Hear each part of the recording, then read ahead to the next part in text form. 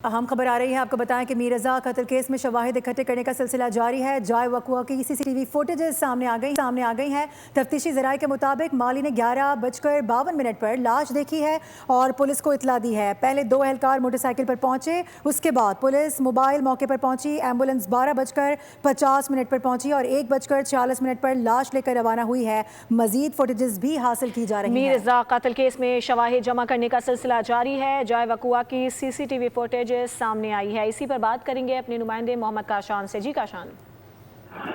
जी बिल्कुल, देखें, मीर रजा कत्ल केस में शवाहिद जमा करने का सिलसिला जारी है। 29 जुलाई को जाए वक़ुआ पर किसने पहले लाश देखी, पुलिस और एम्बुलेंस कब पहुंची, जाए वक़ुआ की सीसीटीवी फुटेज जो है वो मजीद सामने आ गई हैं। माली ने पौधों को पानी देते हुए 11:52 पर लाश को देखा और पुलिस को इत्तला दी। पहले पुलिस के 2 एहलकार मोटरसाइकिल पर पहुंचे, इसके बाद पुलिस मोबाइल मौके पर पहुंची। तफ्तीशी ज़राए बताते हैं कि एम्बुलेंस 12:50 पर जो है जाए वक़ुआ पर पहुंची और 1:46 पर लाश लेकर रवाना हुई। 2 घंटे से ज्यादा का वक्त गुजर जाने के बावजूद क्राइम सीन जाए वक़ुआ पर नहीं पहुंचा था। जाए वक़ुआ पर एक दिन पहले जब मीर रजा लापता हुआ, माली ने वहां पानी दिया हुआ था। पानी देते वक्त 28 जुलाई को कोई लाश मौजूद नहीं थी। पुलिस की जानिब से मजीद फुटेज जो है वो हासिल की जा रही है, जिससे जाए वक़ुआ के इर्द गिर्द लगे वॉइस रिकॉर्डर कैमरों की फुटेज भी हासिल करने का सिलसिला जारी है। पुलिस हुकाम का कहना है कि फुटेज में गोली चलने की आवाज को भी सुनने की कोशिश की जा रही है। मजीद तफ्तीश जारी है। मोहम्मद काशान, बहुत शुक्रिया आपका।